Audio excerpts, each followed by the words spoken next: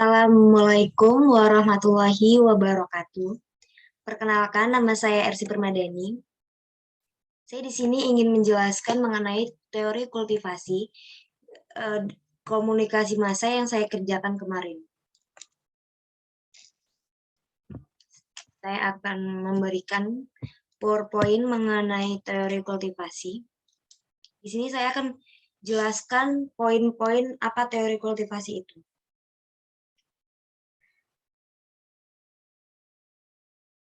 Kita menunggu sebentar. Nah, jadi apa aja sih yang bakal aku jelasin di teori kultivasi ini? Aku akan menjelasin tentang latar belakang, sejarahnya, asumsi, inti teori, kritik teori, dan pendapat mahasiswa mengenai teori kultivasi ini. Oke, lanjut. Mengenai latar belakangnya, apa sih latar belakang dari teori kultivasi ini? Teori kultivasi ini teori yang menjadikan televisi sebagai media atau alat utama, di mana para penonton televisi belajar tentang masyarakat dan kultur di lingkungannya. Sehingga persepsi yang terkonstruk di benak masyarakat sangat dipengaruhi oleh televisi. Apalagi masyarakat lebih banyak menghabiskan waktu istirahatnya di depan televisi bersama keluarganya. Nah, orang yang pertama kali memperkenalkan teori kultivasi ini adalah Profesor George Gertner. Ketika ia menjadi dekan di Edinburgh School of Communication di Universitas Pennsylvania, Amerika Serikat. Nah, tulisan pertama yang memperkenalkan teori kultivasi ini adalah Living with Television.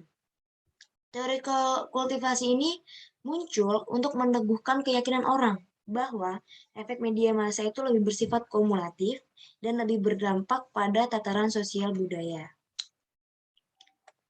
Nah, kultivasi ini menyatakan bahwa penonton cenderung menaruh kepercayaan terhadap televisi ketika mereka menonton televisi lebih sering. Fokus penelitian ini terletak pada heavy viewers, sedangkan light viewers mempunyai banyak sumber-sumber lain untuk mempengaruhi pemikiran mereka terhadap realitas daripada heavy viewers yang sumber utama informasinya hanya program televisi. Seperti itu.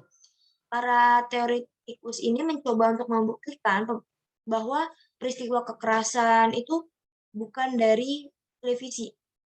Tapi nyatanya saat mereka melakukan penelitian, yaitu Dr. Wedi Kenny menunjukkan contoh di mana seorang anak yang merupakan TV viewers tadi itu sumber informasinya hanya berasal dari program televisi. Itu mempercayai bahwa Universitas Sumatera Utara tak masalah baginya dipukul bila hal ini memang harus terjadi padanya. Contoh lainnya, semakin bertambahnya ketakutan berjalan sendirian di malam hari dan tidak percaya pada semua orang secara umum. Karena biasanya di televisi-televisi itu memberikan contoh bahwa ketika kita jalan sendiri di malam hari atau ketika seperti apapun itu pasti ada adegan yang berbahaya, adegan kekerasan, ada penculikan atau ada kekerasan dan lain-lain. Nah, di televisi juga mengajarkan agar kita tidak percaya pada semua orang secara umum. Seharusnya di sini televisi memberikan kita sebuah pesan moral. Tetapi masyarakat cenderung memetik di bagian dasarnya saja bahwa kita tidak harus percaya pada semua orang. Itu adalah anggapan yang salah. Nah, yang kedua saya akan menjelaskan tentang sejarah teori kultivasi ini. Tes dedikasi terhadap kebebasan, kejujuran, dan keadilan dalam media, George Gardner ini melapori lahirnya teori kultivasi. Meskipun banyak teoretikus telah ikut serta membuktikan kebenaran dari analisis kultivasi Gardner ini, Gardner tetap bertanggung jawab atas hasil ciptaannya. Nah, penelitian pertama Gardner itu berjudul Cultural Indicators Project yang dia teliti pada awal tahun 1960. Di mana Gardner ini menghabiskan waktunya di sekolah Edinburgh School of Communication University ini. Dia bertugas sebagai dekan melanjutkan penelitian menekan pada kekerasan dan efek televisi. Nah, seperti yang aku jelasin tadi, teori kultivasi kan menegaskan tentang heavy viewers. Gardner juga menggambarkan dunia televisi ini sebagai not a window on a reflection of the world, but a world in itself. Artinya apa? Dunia rekayasa ini membujuk heavy viewers untuk membuat asumsi tentang kekerasan, masyarakat, tempat dan kejadian khayalan yang tidak sesuai dengan kenyataan dalam kehidupan sebenarnya. Nah, jadi umumnya teori kultivasi ini terkenal atas penelitian mereka terhadap efek televisi.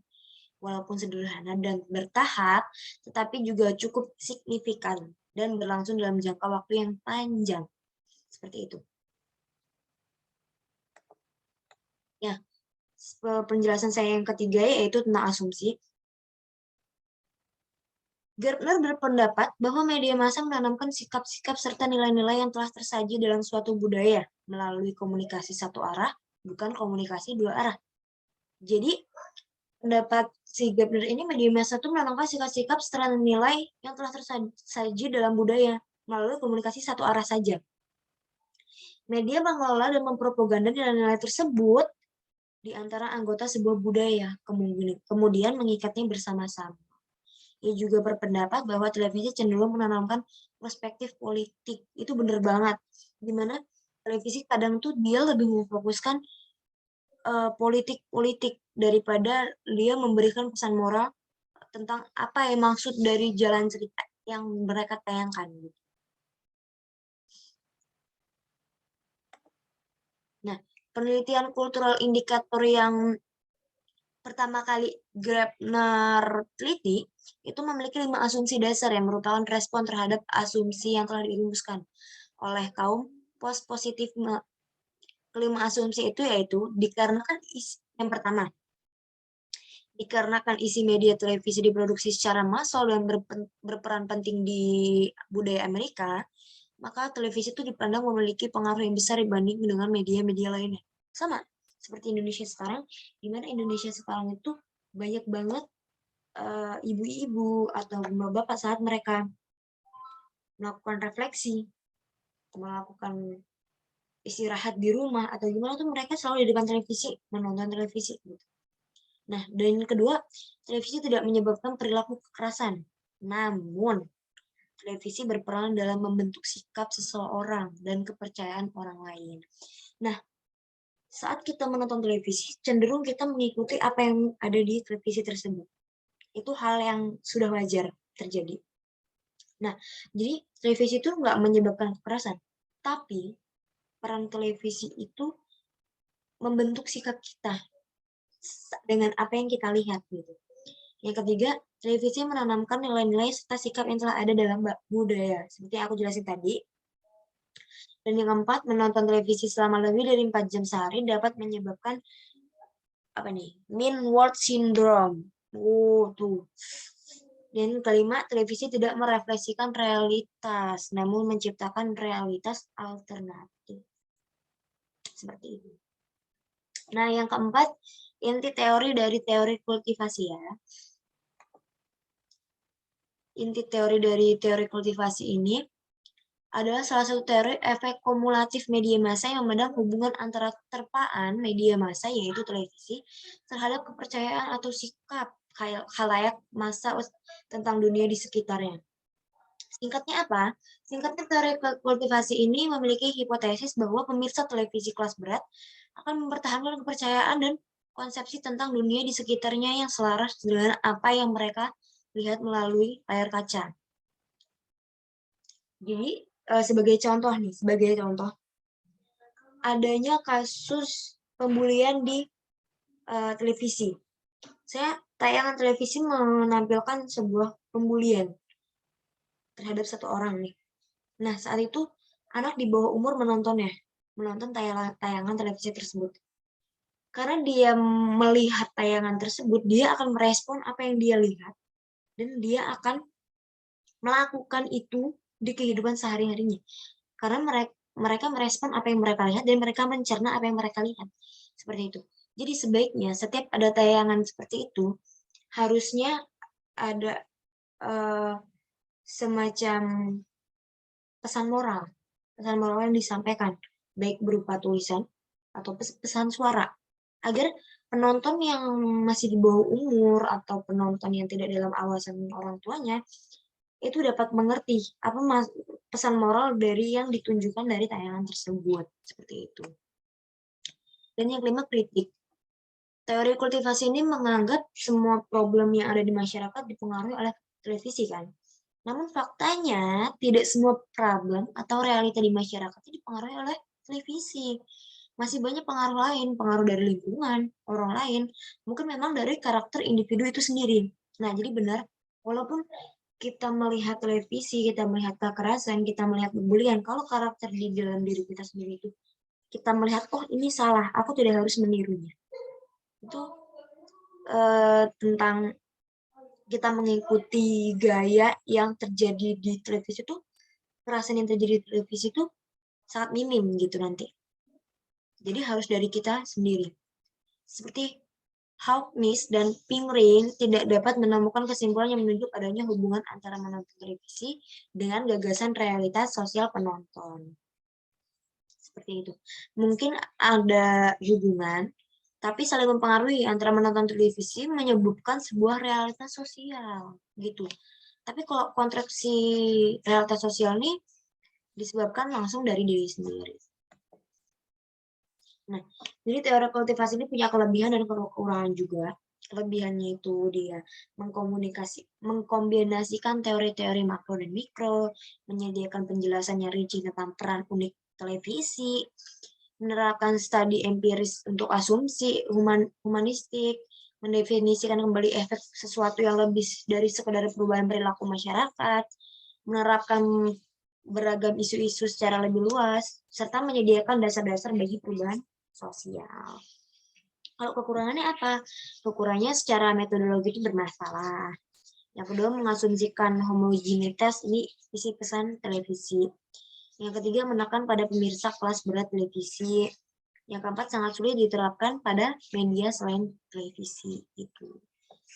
Nah, yang terakhir yaitu tentang pendapat mahasiswa. Apa sih pendapat mahasiswa tentang teori kultivasi ini? Jadi setelah aku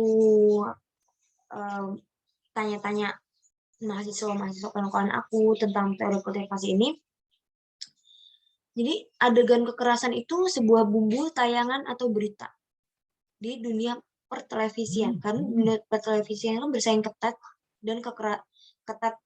Nah, kekerasan dan kriminalitasnya menjadi menu favorit dalam dikemas. Karena saat ada bumbu-bumbu kekerasan, bumbu-bumbu kriminalitas, bumbu-bumbu bullying, atau perselingkuhan, dan lain sebagainya, itu rating sebuah tayangan di televisi itu akan naik. Seperti itu. Nah, selama rating pertelevisian itu naik, mereka menganggap bahwa itu sah aja dengan menayangkan kekerasan dan kriminal atau hal-hal yang tidak baik. Efeknya menyebabkan masyarakat menjadi merasa bahwa kekerasan ini lumrah dan sah saja. Nah, jadi sebaiknya jika ingin menayangkan suatu tayangan di televisi yang nyatanya banyak ditonton dari berbagai usia, haruslah diperhatikan dengan detail dan dikemas dengan baik. Lebih baik jika itu lolos sensor gitu. Supaya masyarakat Indonesia ini meniru hal baik juga. Karena apa yang ditonton masyarakat itu akan mereka cerna dan akan mereka lakukan di kehidupan nyatanya.